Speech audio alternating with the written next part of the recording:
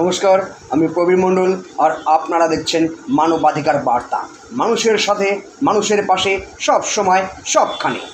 উত্তর 24 পরগনার বাদুরিয়া ব্লকের চাত্রা পঞ্চায়েতের চাত্রা বাজারে বসিরহাট লোকসভার প্রার্থী নিরাপদ সর্দারের সমর্থনে একটি জনসভা করেন আজ।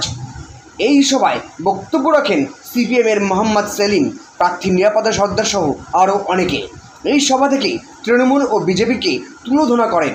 রাজ্যের তৃণমূল সরকার ও দিল্লির বিজেপি সরকারের বিরুদ্ধে একাধিক দুর্নীতির কথা তথা বিজেপি ও তৃণমূলের যে গোপন একটি আঁতাত আছে সে কথা সাধারণ মানুষকে মনে করিয়ে দেন মোহাম্মদ সেলিম।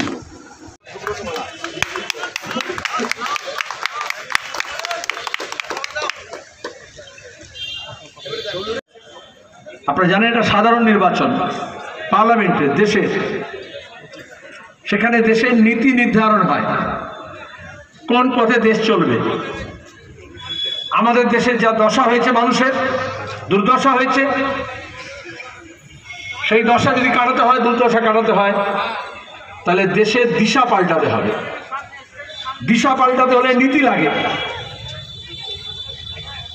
কিন্তু নীতির বদলে আমাদের রাজ্যে আমরা দেখছি দুর্নীতি ছেয়ে গেছে। চিরকাল স্বাধীনতার আগে, স্বাধীনতার পরে দেশকে বাংলা পথ দেখিয়েছে।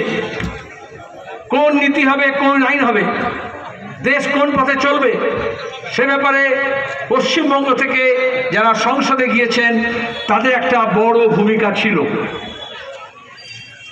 কিন্তু বিজেপির উত্থান, তৃণমূল এখানে সরকার, ওদের মধ্যে যোগসাজশ, দিল্লিতে মোদির লুট, রাজ্যে দিদির লুট, সেই লুটের রাজত্ব কায়েম করার জন্য চিট ফান্ড থেকে শুরু হয়েছিল। তারপর আপনারা নারদা দেখেছেন, মন্ত্রীদেরকে, মেয়রকে, এমপিদেরকে হাতে হাত পেতে টাকা নিতে দেখেছেন, ঘুষ দিতে। এই মমতা ব্যানার্জি বলেছিল আগে জানলে টিকিট দিতাম না, সব জানে। আসলে গোটা দেশে যে লুট চলছে, পশ্চিমবঙ্গ তার থেকে আলাদা না। কেন বলেছিল? মমতা বলেছিল না মুখে লুকোপ্লাস লাগিয়ে রাখুন, মিছিল করতে দেবো না, মিটিং করতে দেবো না, সভা করতে দেবো না। কেন বলে? মানুষের হক কেড়ে নিয়েছে। ওরা জানতো লুট করবে, চুরি করবে, ডাকাতি করবে, কিন্তু কেউ যাতে কোনো কথা না বলে। যখন বাসে, ট্রামে, ট্রেনে বা অনেক সময় সিনেমা দেখেছেন ডাকাত করে, ডাকাত কি করে? তারা লুট করবে রাজ্যটাকে, আর কেউ কোনো কথা বলবে না। এই জন্য শুভেন্দু এখন বিজেপির নেতা, তখন তৃণমূলের নেতা ছিল, বলেছিল লাল ঝান্ডা কেন, লাল কাপড়ের ন্যাকড়াও দেখা যাবে না। বেশি অহমিকা দেখাতে নেই।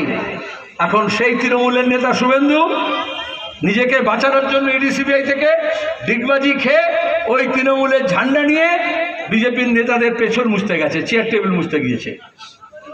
আগে দেখতেন তৃণমূলের ঝান্ডায় মমতার মুখ লাগানো থাকতো, এখন থাকে না।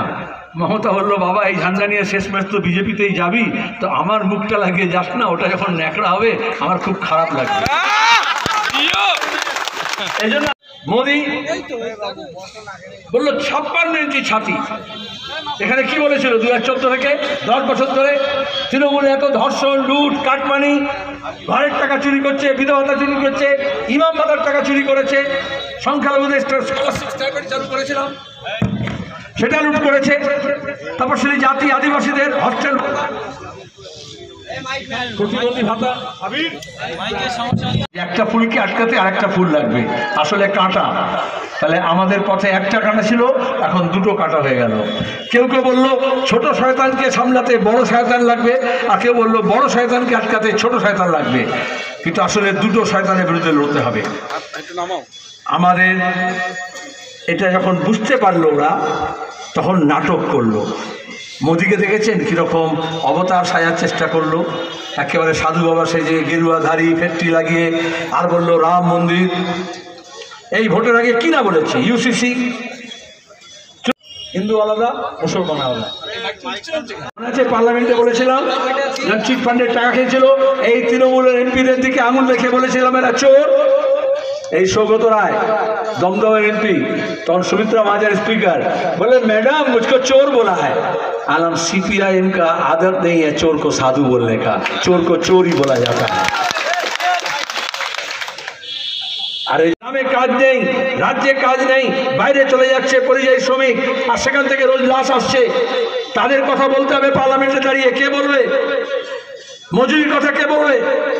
অন্যের কথা কে বলবে? আমরা এই বাংলায় লড়েছিলাম জোরদার জমিদারের বিরুদ্ধে। আমরা বলেছিলাম লাঙল যার জমি তার, আমরা বলেছিলাম জাল যার জল তার।